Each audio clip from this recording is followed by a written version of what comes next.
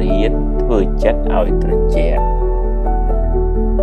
មានពេលទំនេរសុំច្បាប់ពីចិត្តអ្នកបាន3នាទីកុំឲ្យវាគិតរឿងផ្សេងប្រមូលអារម្មណ៍ប្រមូលចិត្តឲ្យមកនៅក្នុងរូបកាយអ្នកបិទភ្នែកហើយដើមចិត្តស្រឡាញ់ដល់ភាពត្រជាក់ត្រជុំដល់ខ្លួនអ្នកថាសូមឲ្យខ្ញុំបានសុខរួចផុតពីទុក្ខសូមឲ្យខ្ញុំបានសុខរួចផុតពីទុក្ខនឹកដល់ពាក្យនេះរឿយ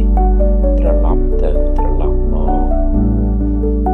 សូមឲ្យខ្ញុំបានសុខរួចផុតពីទុក្ខ